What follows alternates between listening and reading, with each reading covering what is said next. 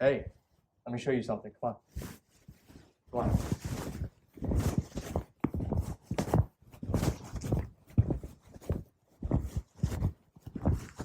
Here, have a look at this. Right here.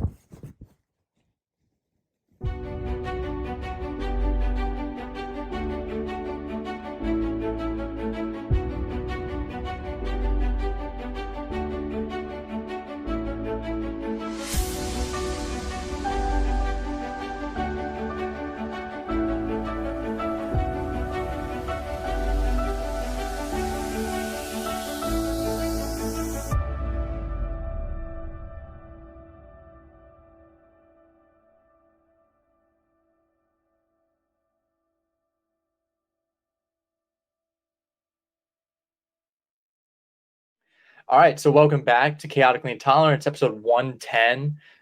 We are year two, just outside of year two. So it's really exciting. We have a lot of different things going on today. This is a big episode. Football's back, so just enjoy that. Really take it in. Football's back. You get to sit down on your couch for 7-8 hours every Sunday, and really like 12, including Sunday Night Football, which this week's was a stinker. But we have Curtis Brown from the Curtis Podcast Network joining the show today. We're going to talk all things AFC South. This is a big week and just a big season for the AFC South this year. So any AFC South fans, this is exciting.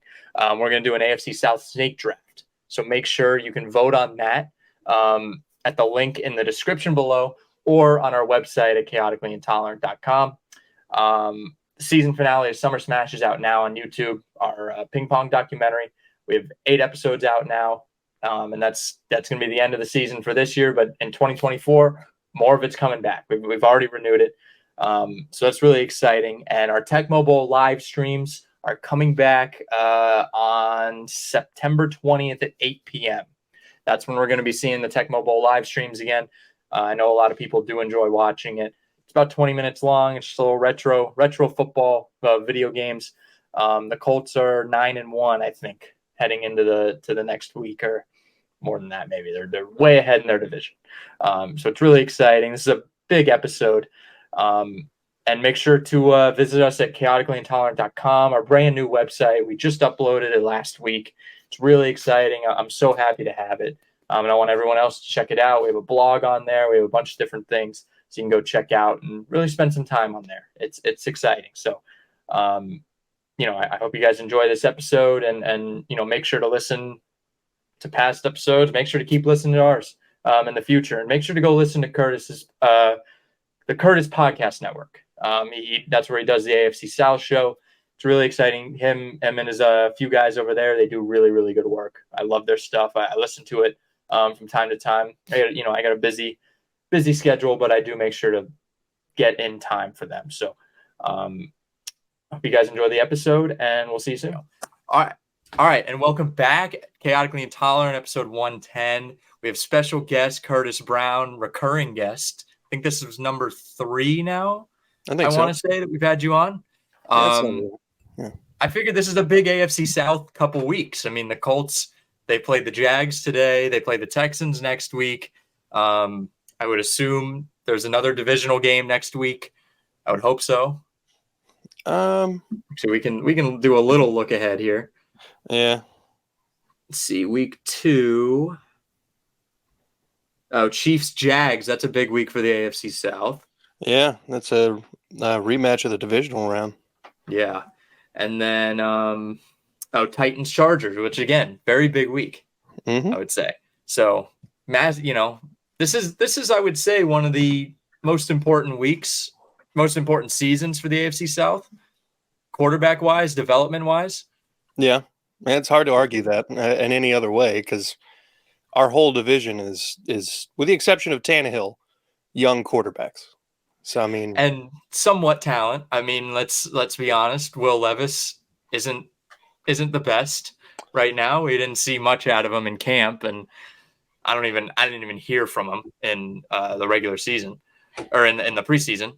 So yeah, I think he got hurt after his first appearance. Makes sense. Yeah, yeah. He got hurt, and he's been shelved ever since. Yeah, I have a strong feeling it's going to be his whole career, but who knows? He might have a Malik Willis. He'll come in for like half a game, and everyone will be like, "Wow, we know why he was drafted so low and why he dropped so much." Yeah. Yeah. Thank the Then Lord. Thank the Lord. No, nobody else took him before Anthony Richardson, or Anthony Richardson yeah. didn't get taken before the Colts pick. Yeah. Yeah. See, I don't know. I was of the opinion that Anthony Richardson. Let's hold on. Hold on. Let me back this up. Okay. Let's just say hypothetically, Anthony Richardson was like, I'm not coming out of the draft in 2022, 2023 draft. I'm not doing it. I'm gonna wait till 2024. He's like a 4th-round draft pick. Yeah, I would agree. I mean, this Gator team, the only thing, this Gator team being so bad helps his stock even more Yeah. because it's like, wow, this guy, there was like a legitimate conversation early in that season. They were like, wow, this Gator team could be like a top 10 team in the country. Yeah. And now they're not even close. No, nowhere near close. But next year's draft class is going to be flush with dudes. From Caleb Williams, Drake May, what was that other kid? I don't think Shadur Sanders is eligible to be drafted, but basically everybody in the Pac-12 right now is lighting it up. I And feel like isn't Shadur, he would be going into his 3rd year next year, right? Because he was 1 year at Jackson State. yeah, so he's got a year. He's got a year. Yeah. Yeah. But there's literally like 11 draftable quarterbacks, and I've heard as many as 7 are 1st-round talent. Jesus. So that's my theory as to why AR would be a 4th-round draft pick, because a lot of those guys, like a Drake May, like a Caleb Williams, those guys are closer to a generational talent than, say, Anthony Richardson. Yeah, I think so. I would say the one thing that I've hung my hat on for Richardson, because when we first drafted him, I screamed into the TV, "No, oh my God!" Even though I knew it was going to happen, I Yeah. was like, "This is most likely going to happen." Um, the thing that I've hung my hat on is one with the Colts committing to a quarterback, Mm. saying whatever happens, we're sticking with our guy. We're going to stick with this guy and see what happens. He could be cut in 2 years, but I would say, you know what? They took a chance and they said, let's put all the chips in. Um, the other thing that I'm hanging my hat on is that Anthony Richardson is a physical specimen of a human being. That is. He wants to, I think he wanted to play at 255, 6'3, 255. That's a monster. And I think we saw it today. He's hard to bring down just as a quarterback, just as a human being. He's hard to bring down, especially that he has the cannon that he does have. Yes. Are the Colts going to be smart enough to use that cannon? No, they're not. They're dumb. They're morons. They're stupid. And I don't want to. I'm like, I sound annoying because it's like this is the guy's first start, and it's Steichen's first game as you know an NFL head coach. But can we take one deep shot? Just try to throw it deep one time. Try to throw it 30 yards in the air one time, because I know Richardson can do it. They did it at the Florida Pro Day where they had him hit the goddamn ceiling in the place. Yeah. How are we not doing this? How are we not taking a shot? And it is week 1, so I'm overreacting. This is more what it is. Not week 1 reactions, week 1 overreactions. Yeah. Well, I think the only reason that you don't take a shot in week 1, and it's mostly because of who you're playing. The Jaguars defense, while not like the most intimidating in the South, probably has the best corner room and at least top 2 safety rooms. That's probably why, if I had to guess. But also, Shane Steichen is trying to work on the little stuff with him, because he's got to learn on the fly. There's a lot of stuff that he was able to do at Florida that probably just won't fly. And you got to break some of those habits before you just, all right, kid, go out there, uncork one for 75 yards and let's see what happens. Plus, I mean, you got, So what? It's Alec Pierce and Isaiah McKenzie, and I guess Josh Downs too got some speed to him. Well, But Pittman Jr. is the number one guy, and then you have Pierce and Josh Downs is he's a I mean he was a great pick when we picked him, but I think he's going to be a really good wide receiver. I do too. I have a lot of high expectations for Josh Downs. I wouldn't necessarily like crapping on Michael Pittman, but the man just he doesn't get large chunks of yards. That's just not what he does. You give him like 9, 10 catches, he'll get 9 yards every time on average. And that keeps the chains moving, but he's just not your deep shot guy. That's why I didn't include him in that little list there. But I don't know. Richardson is absolutely a physical specimen, and I am excited to see the way he develops. But I feel like he'll develop more in line with, probably more in line with Vic with less accuracy. His accuracy is a problem. There were. I mean, the interception obviously was a bad throw.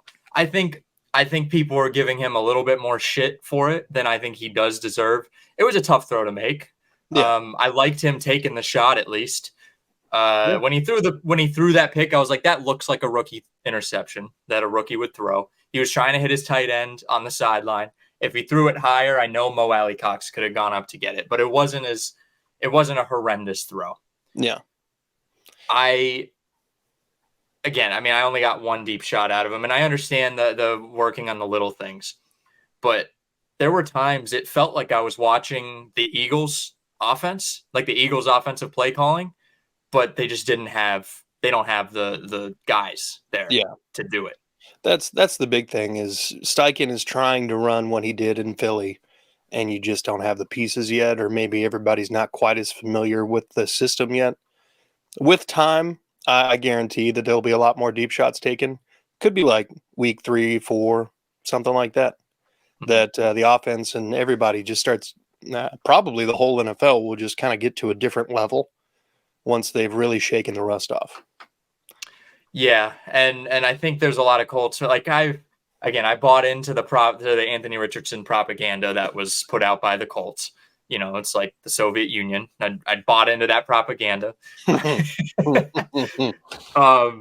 But I think a lot of Colts fans really expected more. I thought that the ceiling for the Colts, if you went directly into the offseason knowing you had Richardson, that ceiling was like 10 wins. If every single thing went correct, if everything went right, there was no injuries, nothing like that, they could win 10 games. Taylor having his bullshit was already like, okay, that's 10 wins is not possible. 9 wins if everything else goes right besides that. And then you lose Zach Moss, which was, I think that was big because Deion Jackson looked horrible today. I think he had 2 fumbles. He had a couple drop passes. I mean, I love the guy. I love him as a runner, but he was horrendous. Yeah.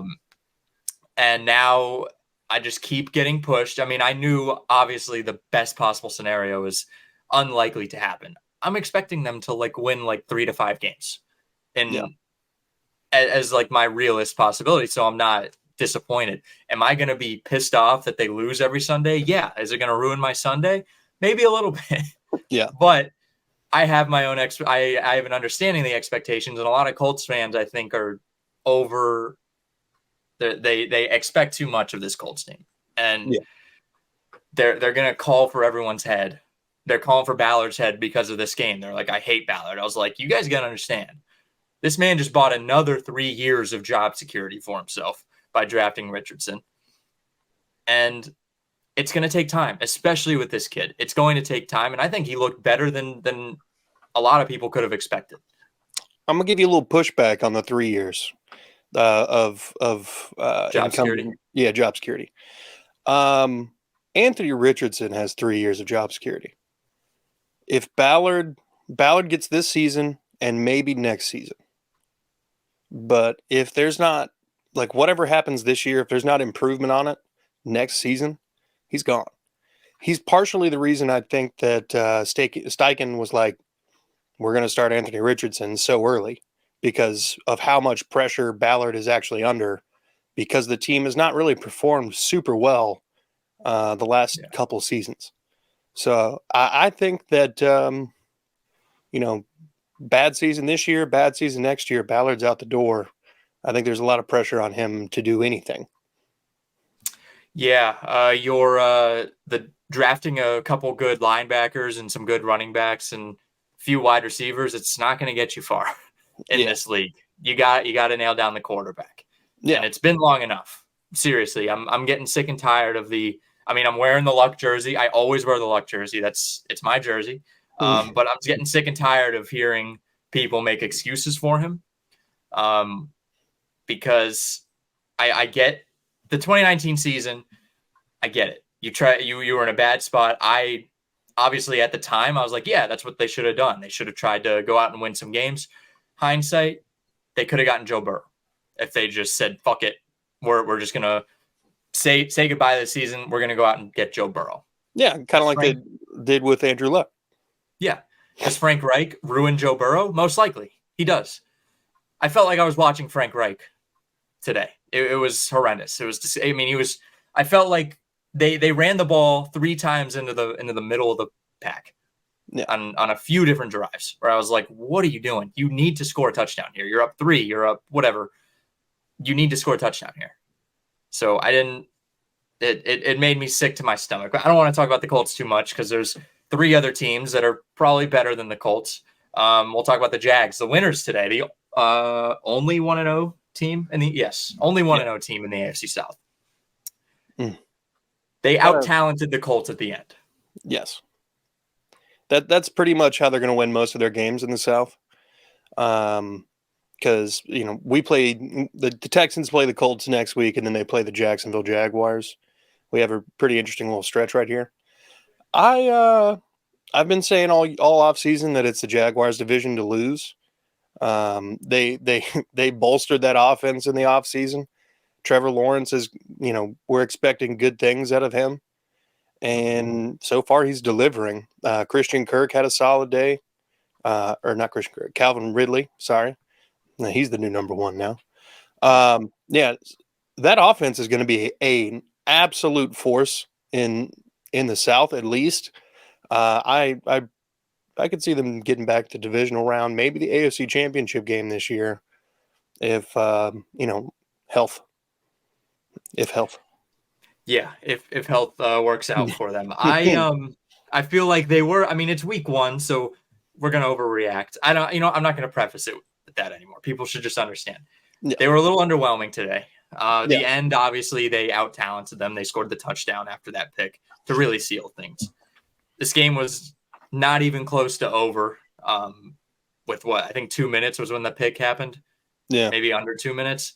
So it was underwhelming. I've always said the Jags are going to win the division this year. I was fully confident in it, but I've never really believed in them to be a fantastic team. It's pretty easy to win the AFC South. Yeah. You could probably do it at 9-8 this year. Maybe even a losing record because the Titans don't look good. The Houston doesn't look good, and the Colts definitely don't look good. Yeah. I think a step forward for them, not even winning a playoff game this year, just winning 10 games. I feel like you win the extra game, you win 10 games. That's a step forward for them. Yeah. Because Doug Peterson, he's probably the best coach they've had ever, arguably. Yeah, at least since Coughlin. He's got to have almost not unlimited job security, but if they keep improving just in the win column, his job security is going to be fine. Yeah. Even if they have to go play, because they might have to go play a real good team in the wild card round if they win the division. So I wouldn't expect them to win a playoff game. They got to tighten it up. Lawrence had some really good moments, and they had some bad moments like that almost interception that he threw basically right to Julian Blackmon today, which Blackmon just bobbled. So I'm giving them the benefit of the doubt, but it felt like they almost didn't even deserve to be 1-0 until the end. Yeah.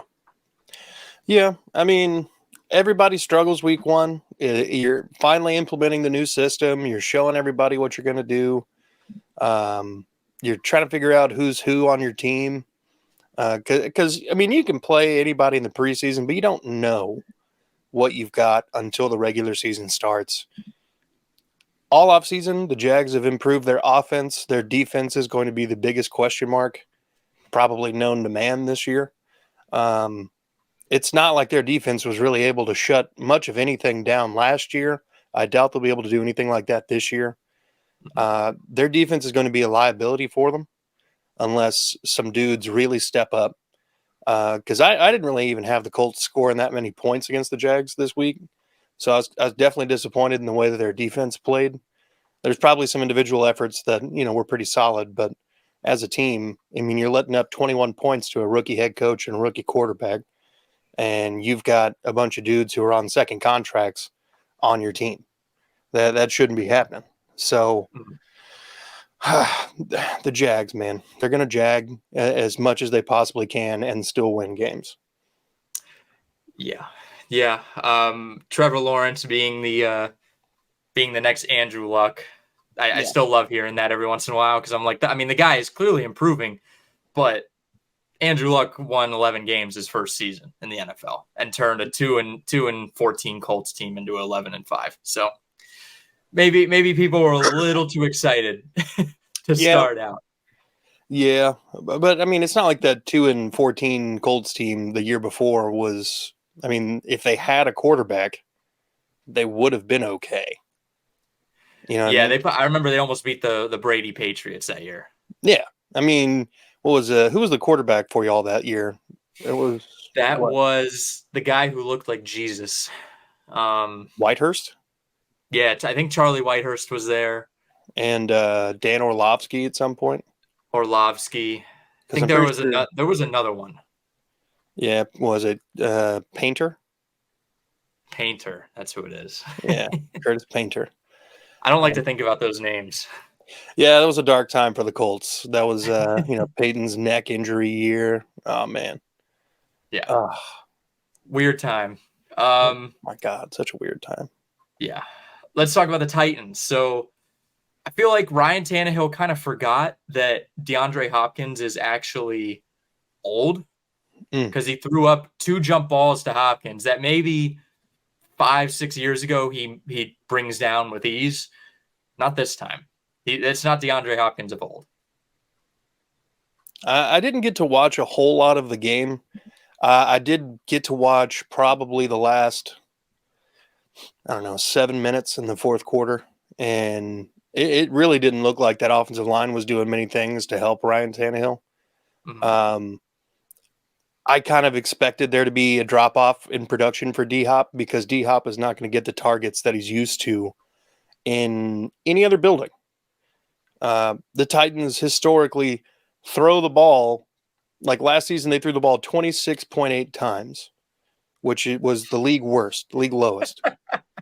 For perspective on that number, 1949, the league leader in pass attempts, threw for 26.3.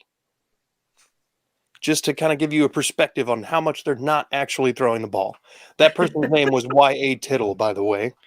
And it's pretty rough to be a Titans fan right now because they've all been calling for, a complete offensive line overhaul. The dudes that they brought in were backups, with the exception of the first round draft pick, Skoronski.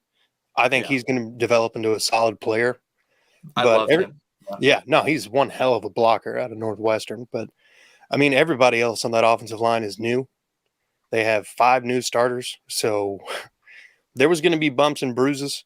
The Saints defense is not to be messed around with. They've been slept on pretty aggressively. Honestly, both of those defenses came to play today.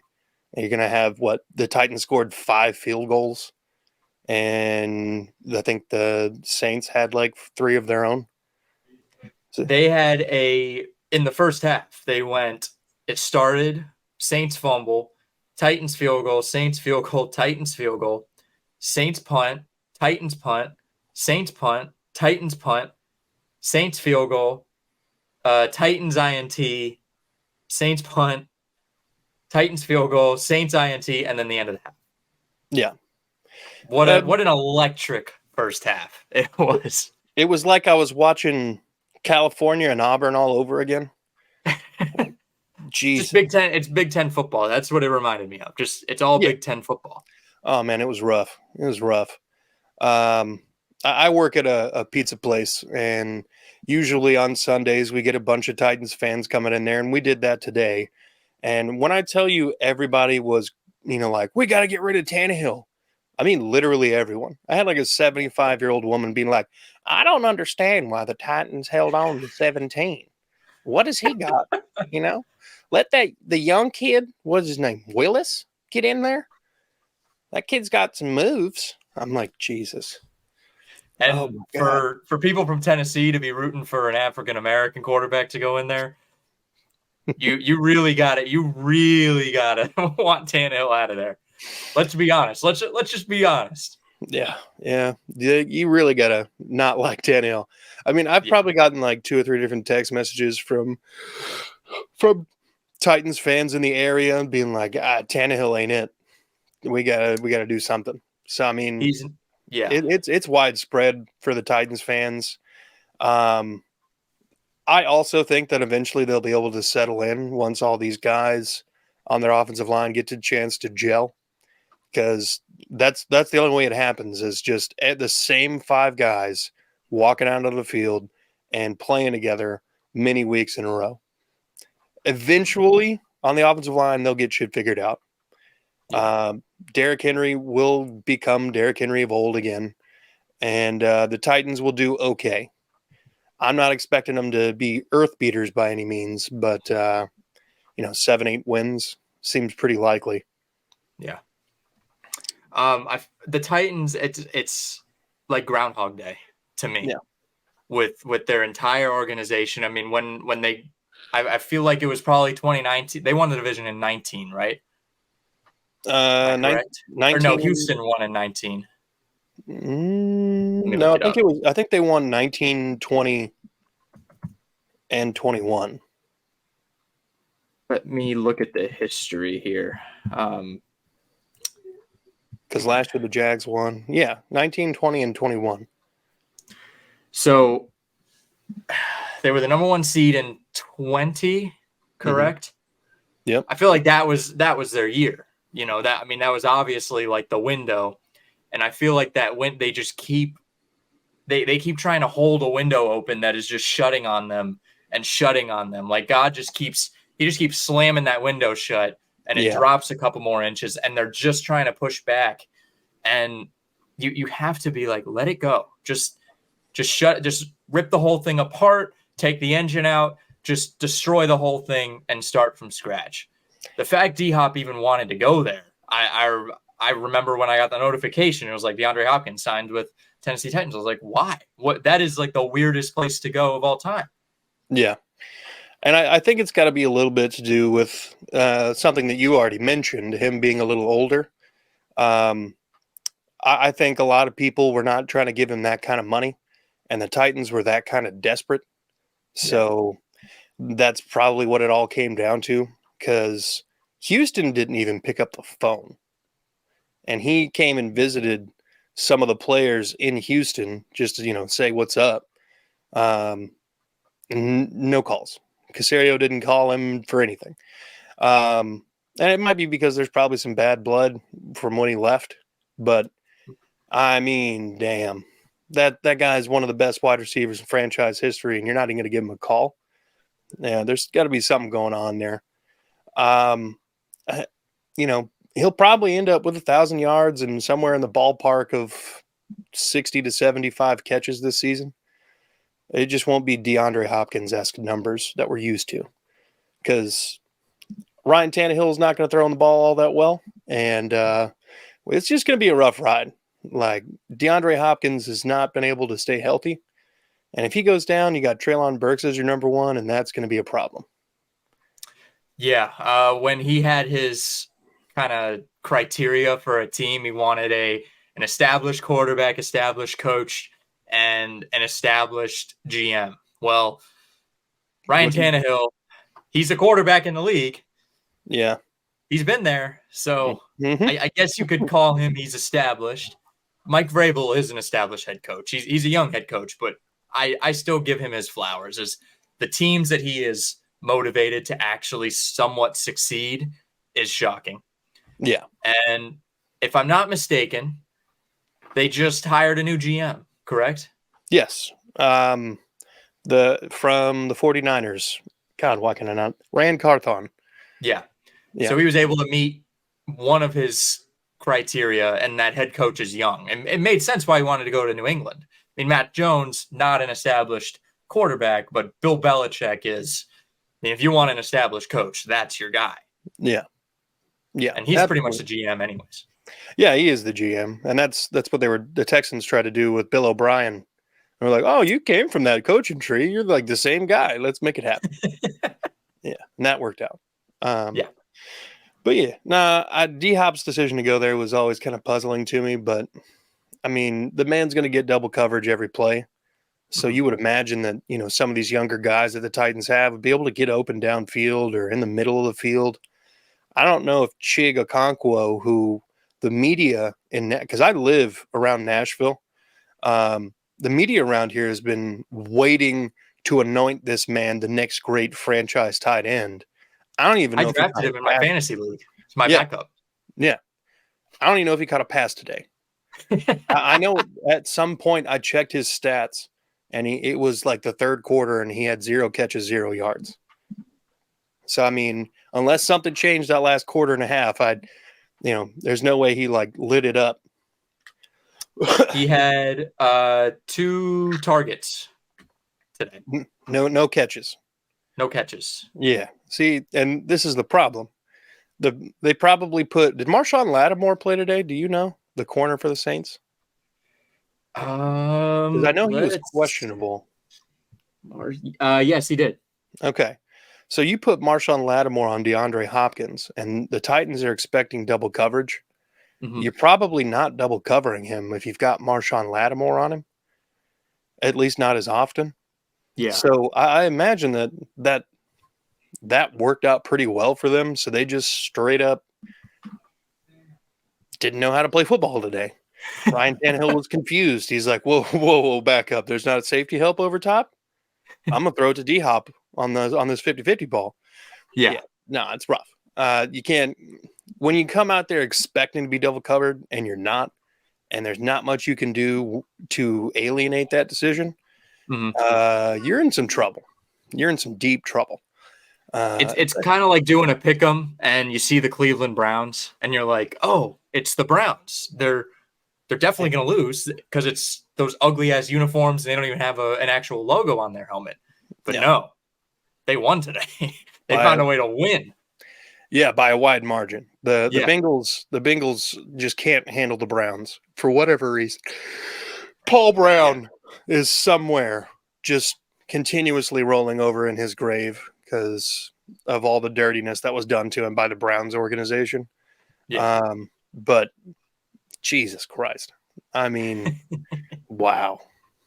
Rough. It was ugly. I have Burrow and Chase on my fantasy team because I was like, oh, the double duo. I mean, they'll be perfect. Yeah. And not week 1. not week 1. Oh, no, man. I'm getting killed. I'm getting destroyed right now, which you throw it away, you say next week. Yeah. Yeah. Always another week. Thank God. Yeah. And Houston, your Texans. CJ Stroud, I'll go over his stats. 28 for 44, 242, 5.5 average, 5 sacks, 21.3 QBR, and a 78 rating. Yeah. So the offensive line did no favors for him. We were already coming into this game down 3 starting offensive linemen. We were down to our 3rd center because the first one tore his LCL and ACL in training camp.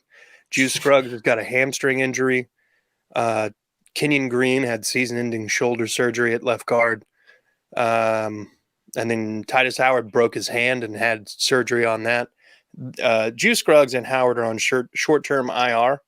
So hopefully in a couple 3 weeks, we'll get them back and they'll be healthy and, we can at least start to keep him upright. But we also brought in George Fant, who got hurt today, and we had to replace him with Michael Dieter, a guard center.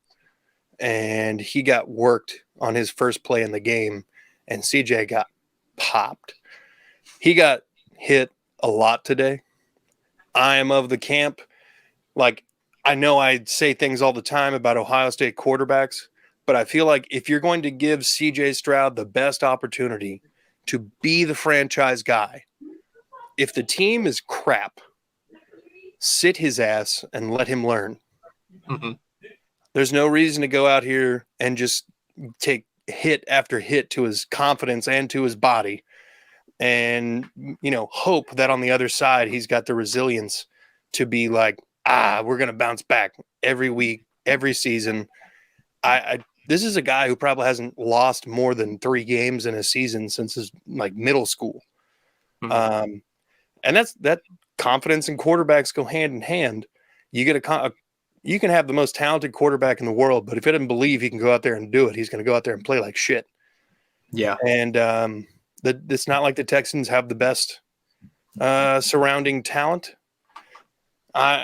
Watching the game, I was definitely there were some things that were bright spots. The defense played pretty well against the run.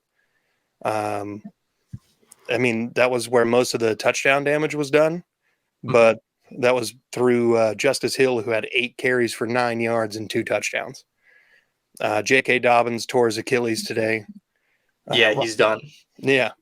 So, that was nice to see, because every year for the past 3 years, it's been, somebody's going to hand the ball off. Wow, that was a 75-yard touchdown run. And it's disgusting. It's disgusting. So yeah. That was at least something to be like, all right, we got a little bit better on that front. I took the under on Lamar's passing yards today, which hit mostly because I knew he wouldn't have to throw the ball a whole hell of a lot or for a lot of yards. Yeah. And I was right. And look, I anticipated the Texans probably wouldn't score double-digit points. I think my prediction was like 35-10, I think, maybe. So pretty close. Yeah, it wasn't exactly perfect, but I'll take it.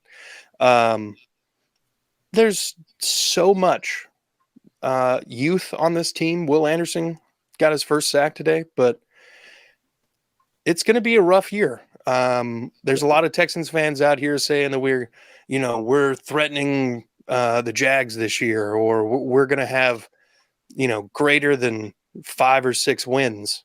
And I'm like, you guys realize that 5 or 6 wins would be absolutely monumental? Like, with the roster that we have, I don't care that our offensive line is top 10 in pay. Everywhere else is suspect to change over the next couple years.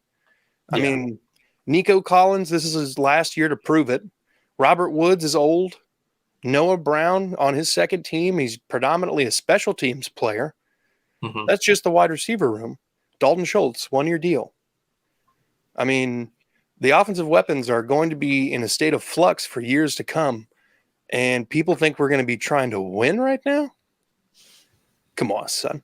If we're going to suck, let the man learn on the sidelines and not take the hit to his confidence. It doesn't mean he's trash. All it means is we don't want to break him before, we're actually... You use him. Yeah. Because we're really not using him right now. CJ Stroud's running for his damn life and flinging the ball down there, and half the dudes are dropping the passes.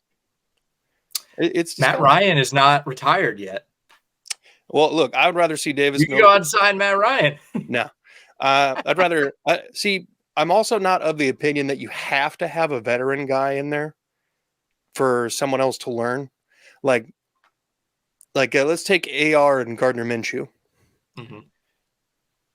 I feel if this was Ballard's first year, then Anthony Richardson probably wouldn't be playing right now. There'd be a lot less pressure on the GM spot to come down there and be like, hey, coach, if the rookie doesn't play and we play like shit, I'm out. Yeah. I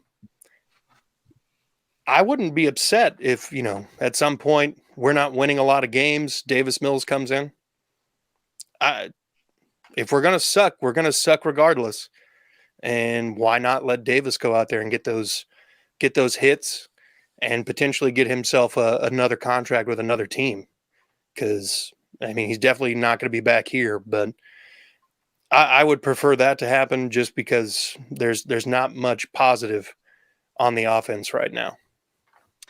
Yeah, I always agree with sitting the rookie. That's always been mine. We talked a little earlier. We definitely agreed on that. I think Richardson really should have sat. I've been sold on him, but I'm not. If it was my choice, I would have sat him. Yeah. Stroud again. There's no reason to play. I think I can see from the other side of I'm playing devil's advocate here Yeah. that if it's so bad now that when it's easy, he'll be even better.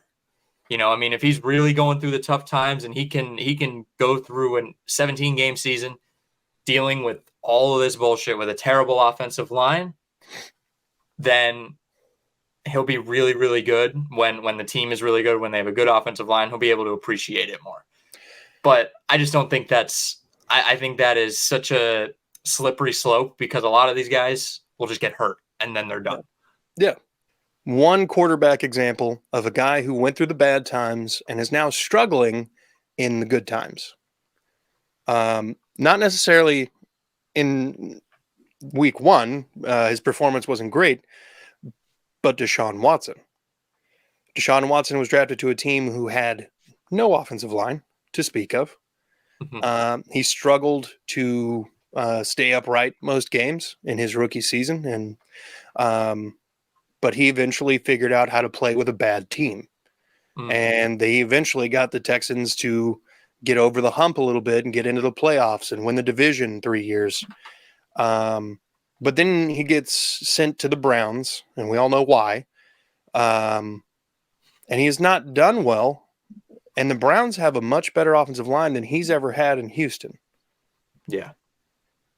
I think what happens when you play behind a bad offensive line is it gives your quarterback an opportunity to learn bad habits because it's out of necessity rather than like a one-time thing or a couple times a game. It's a bad habit. Deshaun Watson feels like he's pretty much always got to be outside of the pocket, and when he's in the pocket and it's not collapsing, he's like, what's going on right now? Yeah.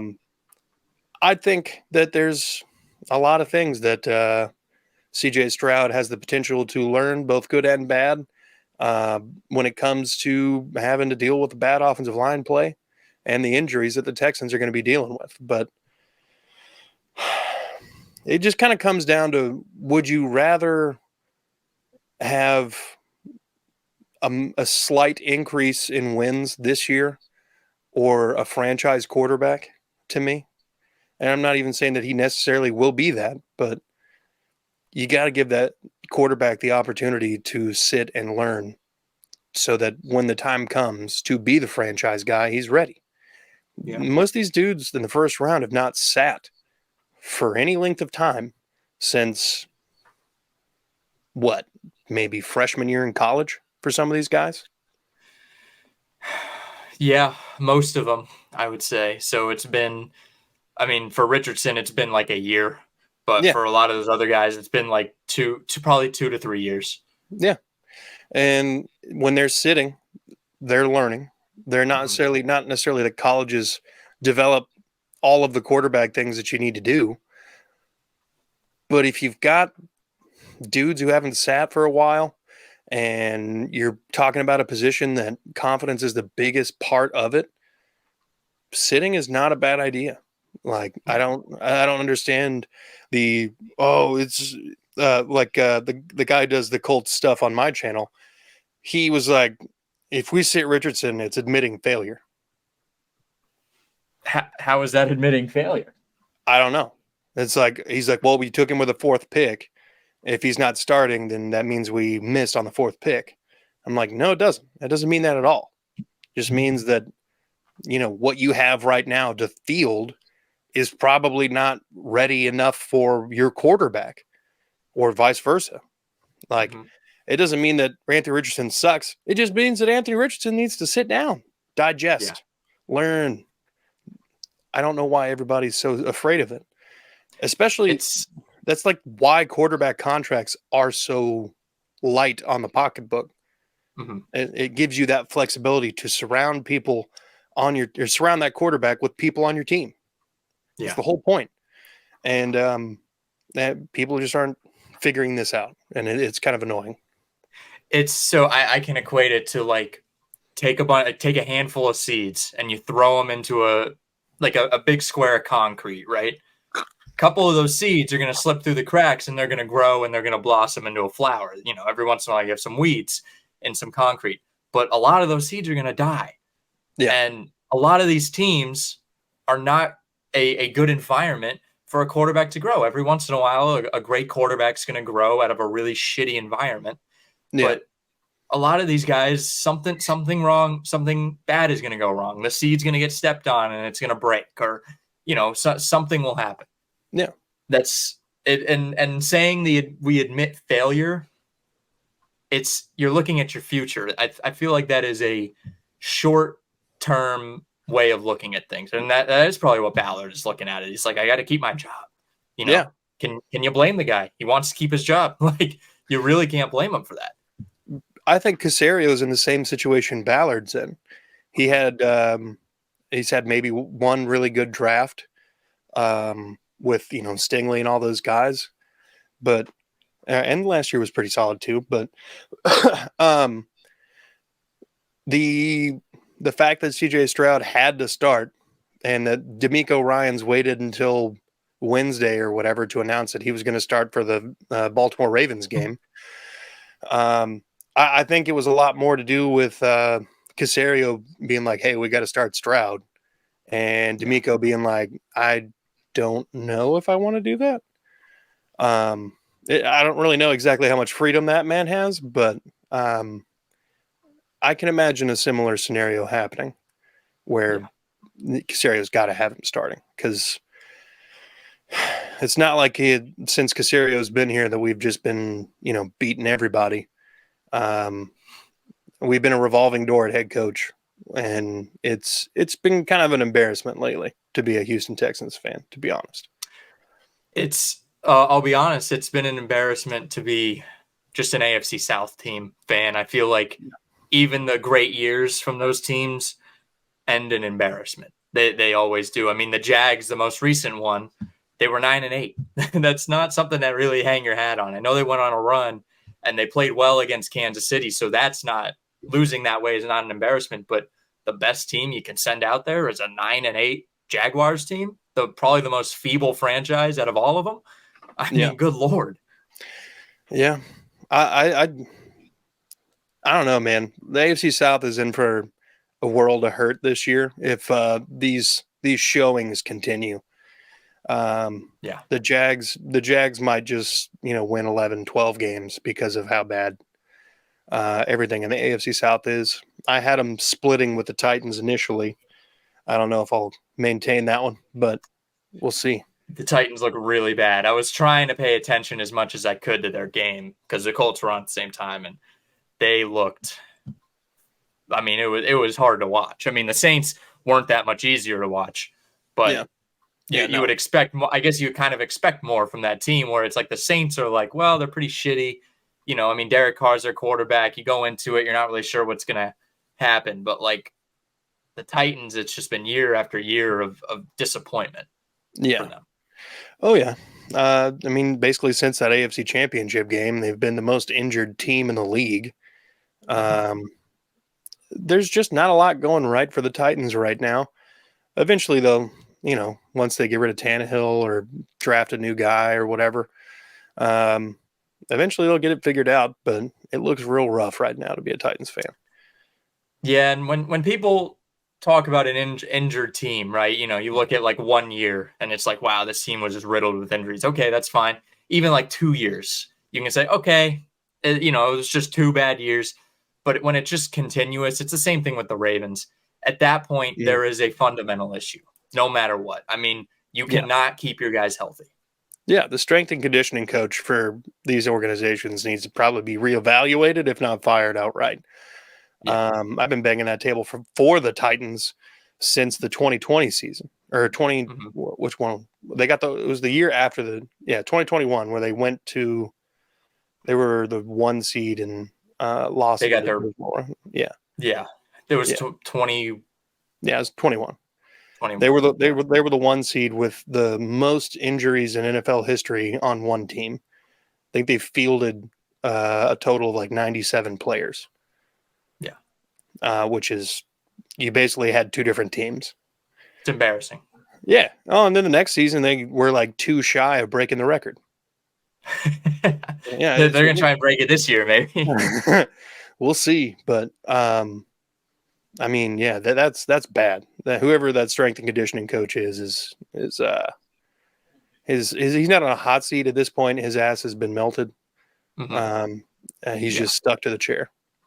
Yeah. So, AFC well, South. the one good thing about it is football's back. Thank God. That's the greatest thing of all time.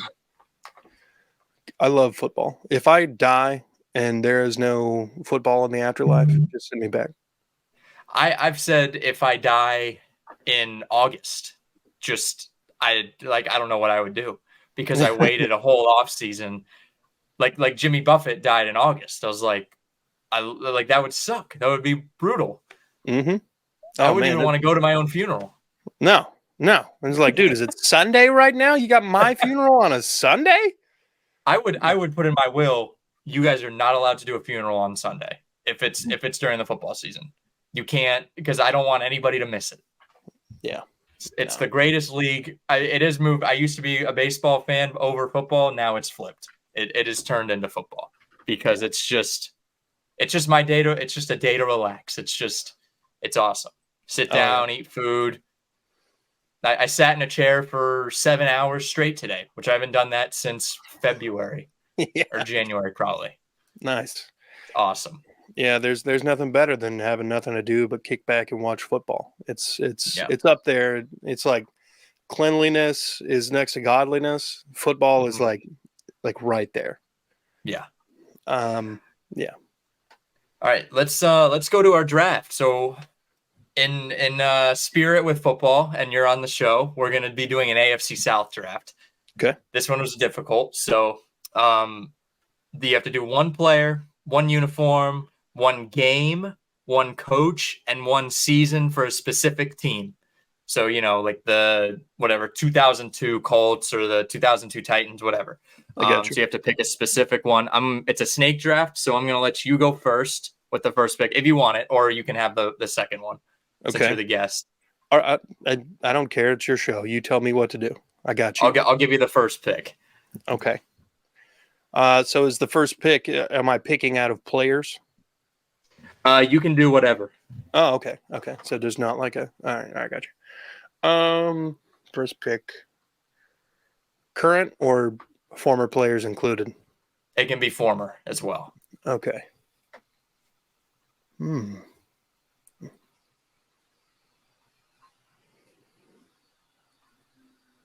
Andre Johnson? That's a good pick.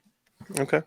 All right. He played for both the Texans and the Titans and the Colts. Three AFC South teams. Yeah.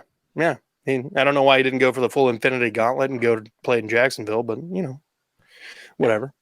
He's a legendary wide receiver. He's a fantastic wide receiver. That's a great pick. All right. I'm going to leave my player to the end now. I'm more going. So there's like a few ways you can look at this as how you're drafting. You can draft the best, you can draft your favorite, or you can draft just for the spirit of the AFC South. I'm going to draft for the spirit of the AFC South. Oh, God. I'm going to take my game. Okay. I'm going to do week 18 of the 2022 NFL season, Colts and Texans, two of the worst teams in the league. The Texans win the game and ruin their chance at the number one pick. Yeah. Basically, Lovie Smith it was a big middle finger to the Texans organization, saying, I'm going to fucking win this game. The Colts lost it on a Hail Mary that went right through the defensive back's hands. It was shit mountain, like personified. The epitome of shit mountain. Yeah. Woof. Yeah, that was pretty bad. Somehow that game was a must-watch game at the end. I Yeah. don't know how it was. Through just sheer determination on Lovie Smith's part. Yeah. I'm gonna follow suit, and I'm gonna draft a game here as well. Well, I get the Oh, wraparound. snake draft. Yeah, you're right. I'm stupid. I'm gonna go with. I'm gonna take a uniform. Mm. This is this was a horrific uniform. This was full AFC South. This was with Peyton Manning. The Colts have not had very many alternate uniforms, and I'm not taking the most disgusting uniforms on the planet, which are the ones that are coming out this year. I'm gonna be taking the blue helmet throwbacks that they wore. I can actually pull up a picture if you don't remember them. I think I Um, do. they were a navy blue helmet with the horseshoe on the back. Yeah, Uh, was there a number on the side or something? I can't remember actually if there was a number on the. I don't think there was a number on the side. I Um, remember the helmet. let's see if I can. Here we go. This is probably the best one here. Let me present it up here. This one right here. Dun, dun, dun. Oh yeah, I forgot about that. The No stripe number on the with back, or no number on the helmet, but just double horseshoe in the woof. back. Yeah. These are I don't know if they are truly throwbacks or the Colts are just like we don't really have that much of a difference in our uniform, and we're gonna try something new, but they're not good. They're not good at uniforms. Besides the classic Colts uniform. Well, that has inspired me, and I'm going to follow suit here with the Jacksonville Jaguars jerseys and helmet combo that had the gold and black on it. That like faded from like black to gold or gold to black. Oh, the Blake Bortles. Yeah, Blake Bortles era helmet. Yeah, that that was one hell of a uniform. That helmet was gross. I thought about going with the clean Jags ones from like the 90s with the actual Jaguar on the arm. Those are awesome. I love those, but in the spirit of yours, I had to go with the worst helmet The I've ever matte seen. it was matte black going into the shiny gold. Yeah. What is going on? What is going on here? Somebody was on some drugs and yeah, the terrible, terrible helmet. Yeah, the little Jags patch I like though. Just says Jags How with a Jaguar I helmet. do like that. How long did those stay? They couldn't have been there for too long. It was like 4 or 5 years tops. I feel whenever I think of their uniform, I think of those because it's just the Jaguars, but I just couldn't remember exactly how long. Yeah, I think it was there for basically all of Blake Bortles. And then the moment he left, they were like, all right, let's change it up again just to try to keep the fan base somewhat happy. They are. He was like their best quarterback in franchise history. Yeah, I mean, he's Took him to the AFC Championship. yeah, no, he's actually like their number 3 in like almost all of their passing stats. It's ridiculous. Now he's working construction on his new house. Yeah. Oh, poor Bortles. All right, your next one. All right, so you said a game. I'm gonna go with the. Let's see here. I'm gonna go with the Rosencopter game, Texans Colts. It's where Sage Rosenfels had to start in place of Matt Schaub, and with probably about 8 minutes left to go in the fourth quarter, the Colts scored 21 unanswered points to end up winning the game. Do I remember this? What year was this? 2008. This was a little bit before my time. Yeah, no, Slightly before my time. Houston was winning that game by like two scores, I believe, in the fourth. There was a pick six.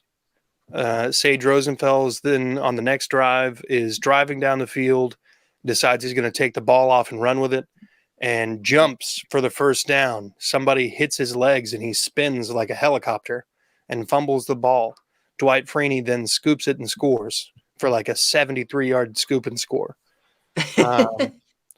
And then Peyton gets the ball last and ends up getting the game-winning score. And I was like, I'm watching it right. Oh my God.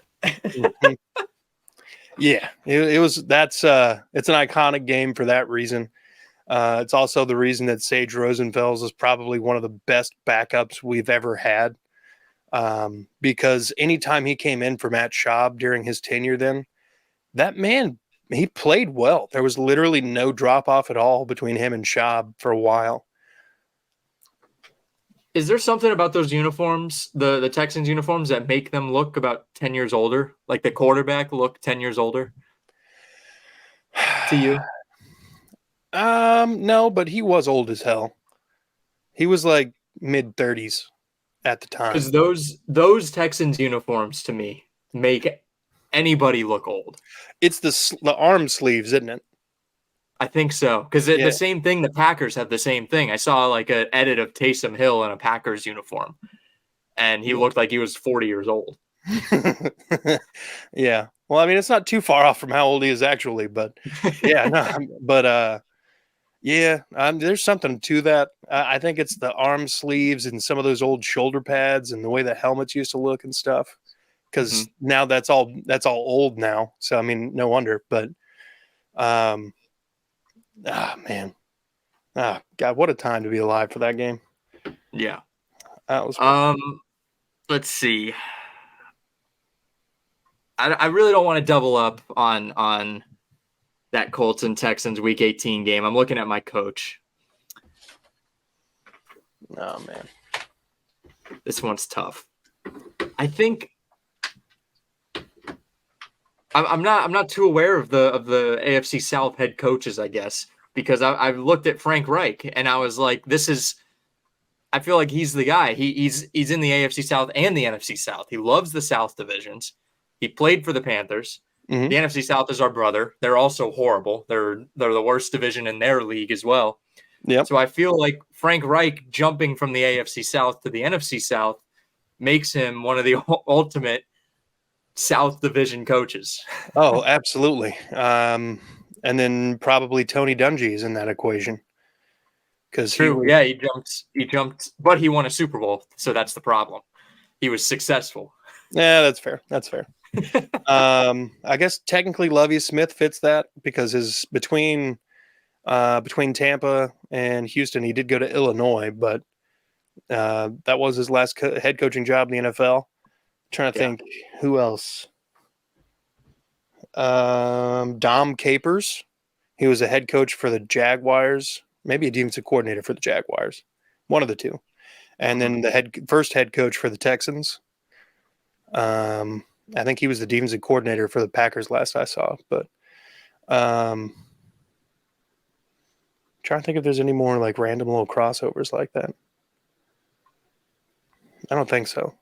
I was trying to find some coaches that coached for like were head coaches for multiple teams in the AFC South, and I just couldn't swing it. I don't think. Yeah, no. I don't think so. Usually, you don't go back to your division. Yeah. You try to. You're like, all right, I'm tired of seeing these motherfuckers' faces. So. All right, and then I'm gonna go. Let's see. I think I'm going to go to a team. Okay.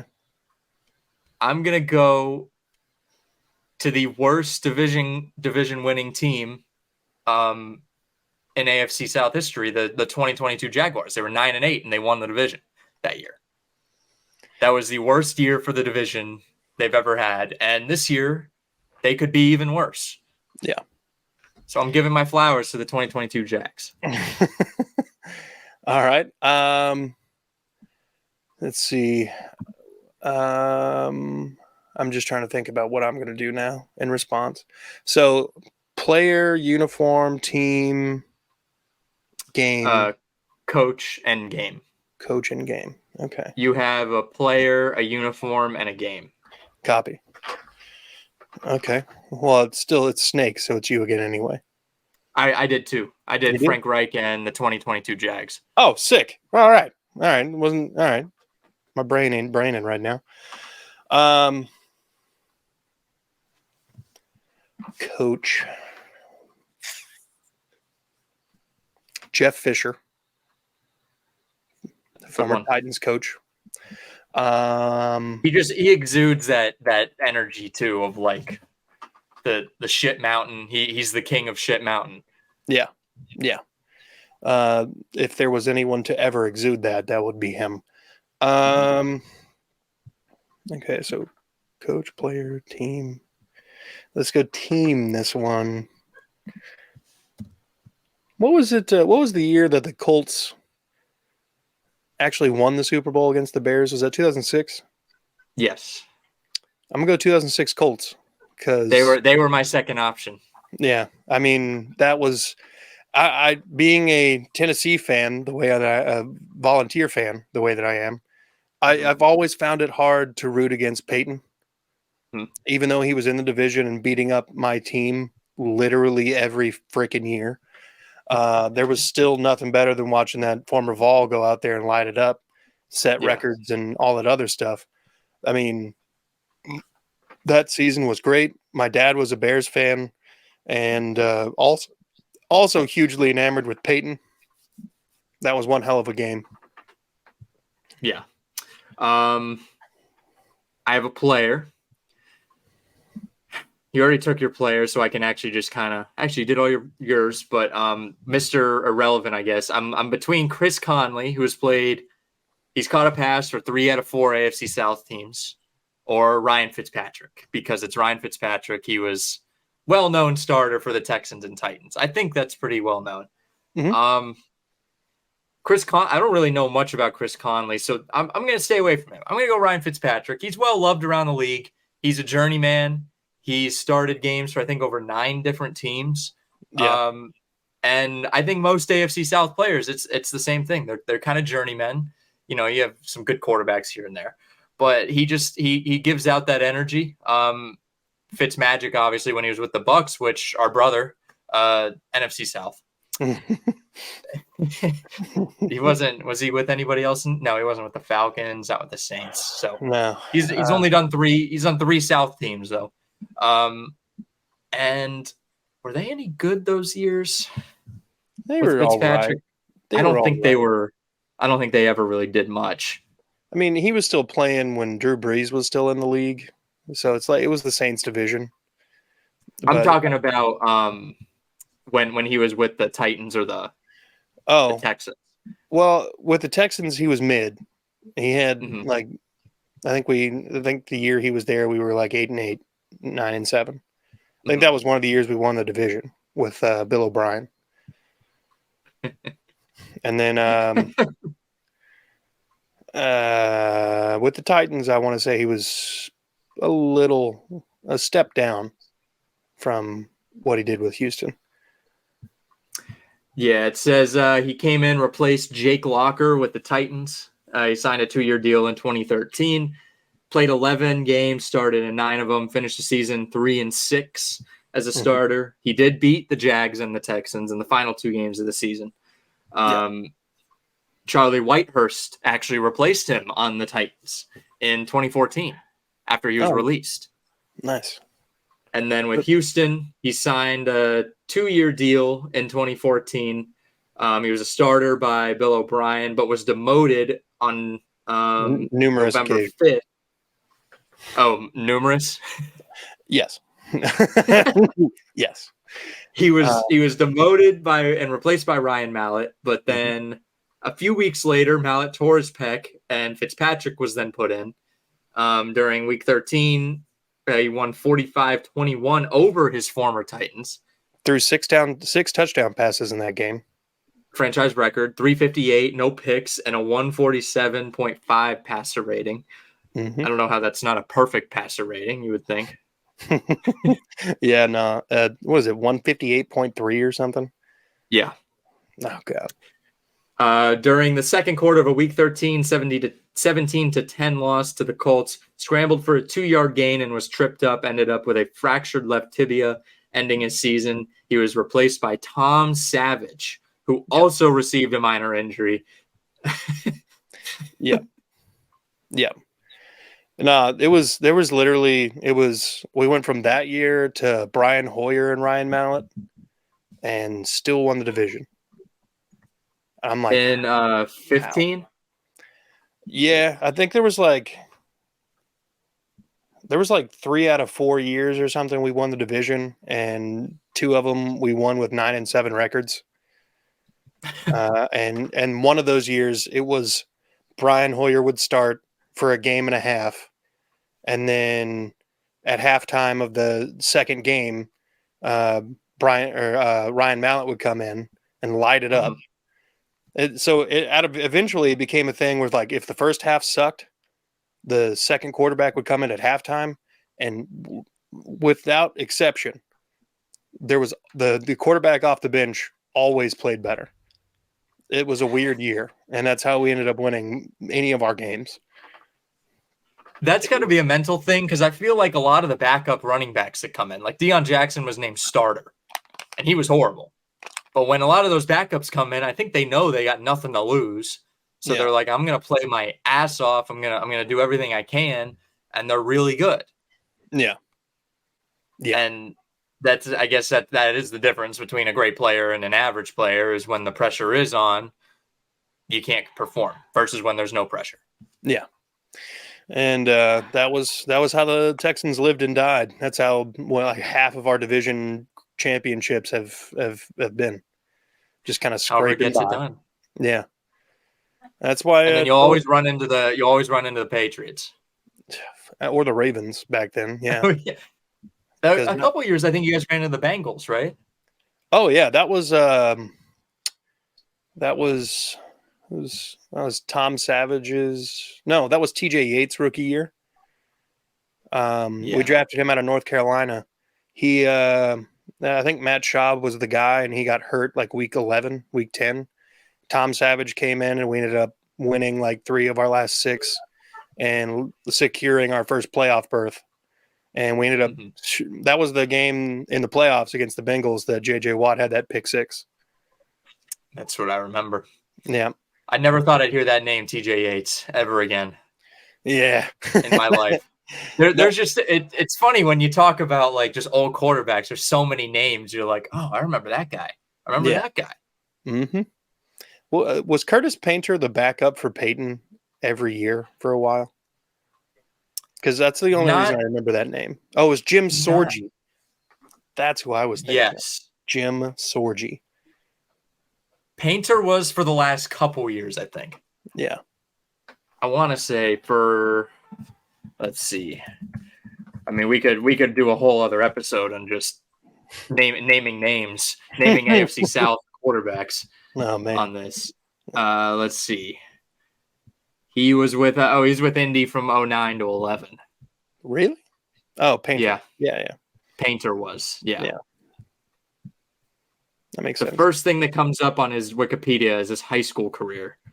Wow. This man lit it up. Sometimes it's better than lighting it up in the NFL. High school. Yeah. Smaller town, you're a real celebrity. Yeah, that's true. Oh, God. All right. Well, I think we're going to wrap it up.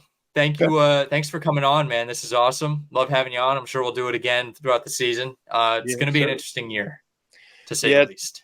I 100% agree. This is going to be an absolute, I don't want to say barn burner, because that kind of implies that there's good things happening, but it's going to be one hell of an interesting year for the AFC South. The Colts games, it was fun today. I'll say that. It was fun to watch. So maybe that's the only thing I could say is there'll be fun games to watch, because it'll be an athletic quarterback. Yeah.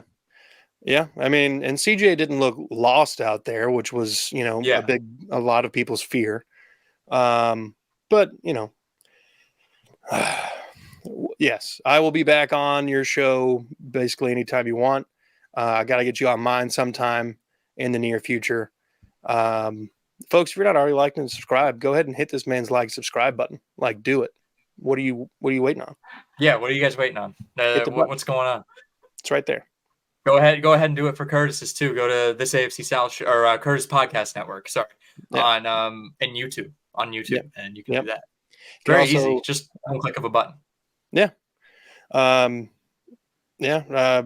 it's always a blast coming on here, brother. It's always a lot of fun. We always have good conversations. I'm excited to see you guys on your channel kind of explode. Thank you. You've been putting a lot of work in. I like I said before we started, I love the new display, the background, and everything that we're sitting on. It's amazing. I love it. Yeah, I hope the audience loves it. This is the new one, so yeah, new season, and you know what? We just got to say thank you for football. I got to thank the NFL. You guys are probably kind of corrupt. You guys are probably doing some weird shit behind the scenes, but I'm a simple man. If I see football on the screen, even if it's college, I'm going to sit down and watch.